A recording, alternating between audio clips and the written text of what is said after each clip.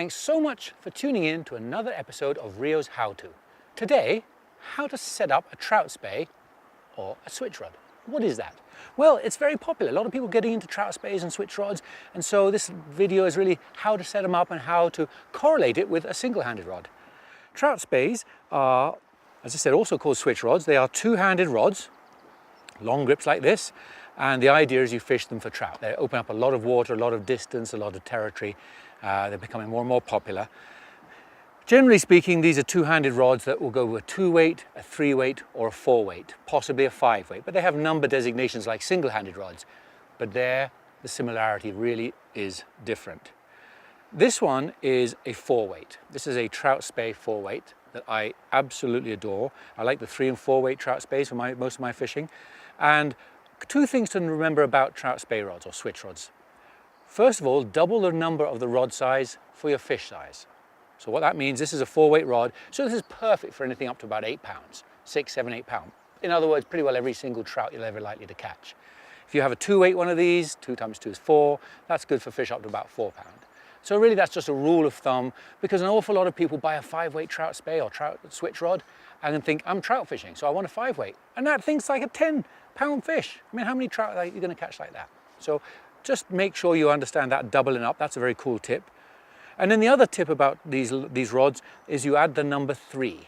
I know this is complicated because there's lots of numbers, but you add the number 3 to convert it to a one-handed rod.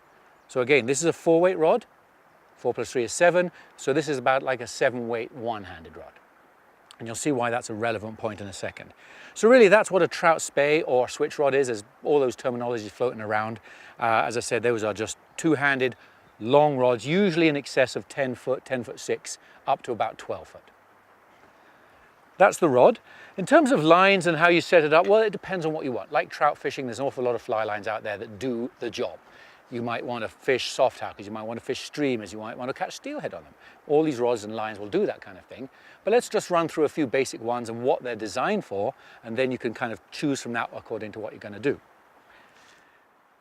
We'll start off with what's called a Skagit line. A Skagit, this one's a real Skagit Trout Max. Doesn't matter whose it is, but basically what a Skagit line is, a very short, chunky rope. This one is only 11 foot long. It has a loop on both ends. You have to attach a running line to it, and you have to attach a tip to the front end. That makes the complete kit. You can't just buy that and go fishing. You have to have a running line on the back and a tip on the front end.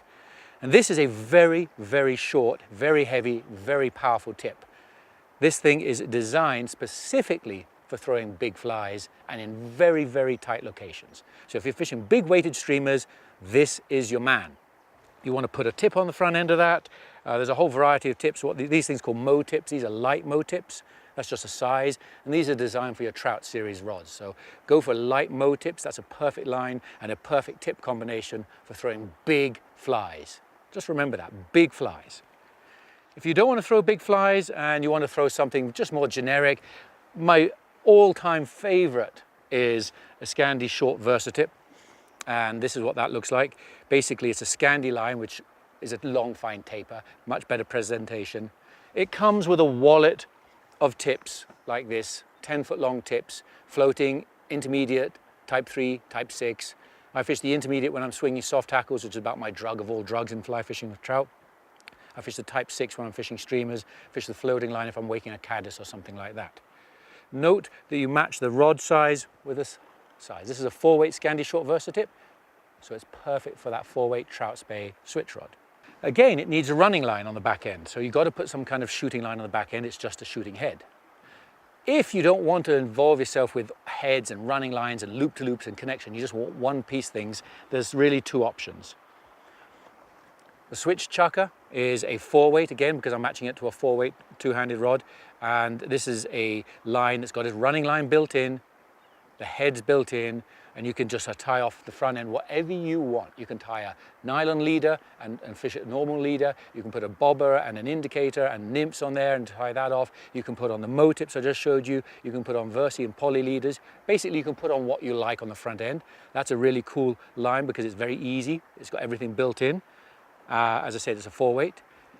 Or if you really want to get out of the spey world, And going back to what I talked about earlier on about the number 3, you correlate the spey world to the two-handed world to the one-handed world, another line you can put on, which I fish a lot on it, is a single-handed spey line. But note, it's a 7-weight. All right, there's that 3. So this will load up perfectly a 4-weight trout spey, but you buy a 4-weight one of these and put it on the 4-weight trout spey, you are out of the park. There's no way you're going to cast it. You haven't got enough grain weight to load the rod. So it doesn't really matter what line it is.